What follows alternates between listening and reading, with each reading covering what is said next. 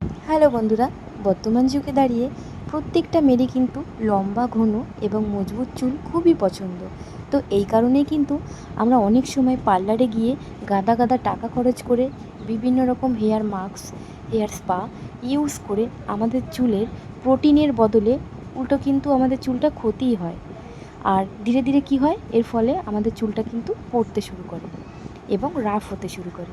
তো এর জন্যই আমি আজ তোমাদের জন্য এমন একটি উপকরণ নিয়ে চলে এসেছি, যার নাম হচ্ছে হেয়ার মাস্ক, যেটা তোমরা সবাই জানো।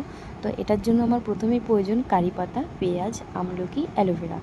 তো এটা পুরোটাই প্রাকৃতিক।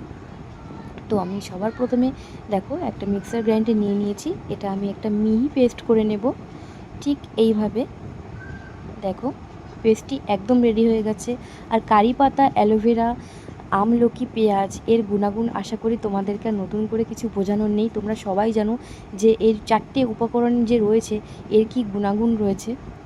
তো নেক্সট আমাদের প্রয়োজন টক দই। এখানে আমি নিয়ে নিয়েছি 100 গ্রাম টক দই। আমি আমার হেয়ারের লেন্থ অনুযায়ী নিয়ে নিয়েছি। তোমরাও কিন্তু তোমাদের হেয়ারের লেন্থ অনুযায়ী টক দইটা নিয়ে নেবে। এরপর আমাদের প্রয়োজন মোস্ট ইম্পর্ট্যান্ট সেটা হচ্ছে দেখো ডাবরের কাস্টার অয়েল। এর গুণাগুণও তোমাদের আশা করি বোঝানোর কিছুই নেই।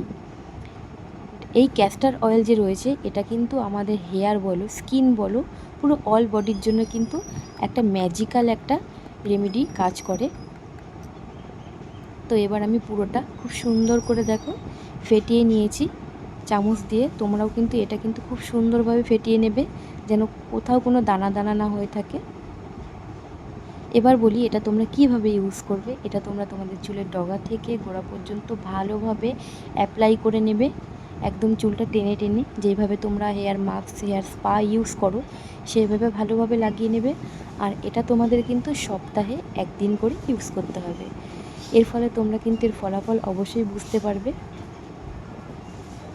আর একটা কথা, যারা নতুন রয়েছে তাদেরকে বলবো অবশ্যই আমার চ্যানেলটিকে সাবস্ক্রাইব করে নিও। আর যারা প্রথম থেকেই আমার ভিডিওটি দেখছো তাদেরকে অনেক অনেক ধন্যবাদ। তো ভিডিওটি কেমন লাগলো অবশ্যই কমেন্ট করে জানিও, ভালো লাগলে লাইক করো, শেয়ার করো।